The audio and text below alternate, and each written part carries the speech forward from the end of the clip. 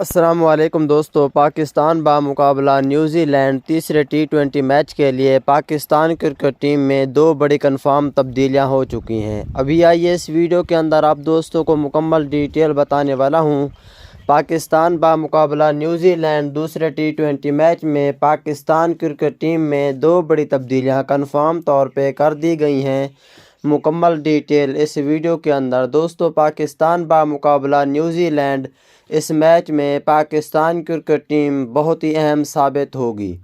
बात कर लेते हैं आज़म खान की, तो दोस्तों आज़म खान को पाकिस्तान क्रिकेट टीम में तीसरी बार मौका देने के इम्कानात बहुत ज़्यादा हो चुके हैं और कन्फर्म तौर पे आज़म खान को तीसरा T20 मैच खिलाया जाएगा, उसको बाहर नहीं किया गया।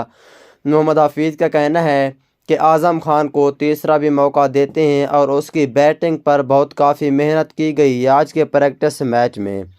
उसके बाद बात कर लेते हैं दूसरे नंबर की, तो दोस्तों दूसरे नंबर पे वो बात ये है कि पाकिस्तान क्रिकेट टीम की तरफ से अब्बास आफरीदी को आउट होने के चांस ज़्यादा हैं। अब्बास आफरीदी को आउट करके उसकी जगह ज़मान खान को शामिल किया जाएगा, क्योंकि अब्बास आफरीदी आज की प्रैक्टिस में इतना नहीं प्रैक्टिस कर रहे। ज़मान खान बहुत ज़्यादा मेहनत कर रहे हैं और ज़मान खान के ऊपर काफ़ी मेहनत जारी है। आज के मैच में प्रैक्टिस मैच में तो ज़मान खान इन होंगे, अब्बास आफरीदी आउट होंगे इस मैच में। और बात कर लेते हैं मोहम्मद नवाज़ की, उसामा मीर की। दोस्तों मोहम्मद नवाज़ को इन करके उसामा मीर की चांसेस हैं कि इसको बाहर कर दिया जा सकता है।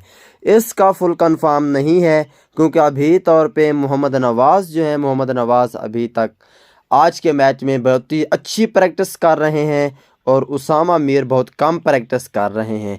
इससे ऐसा लग रहा है कि मोहम्मद नवाज़ को इन किया जाएगा, उसामा मीर को बाहर किया जाएगा।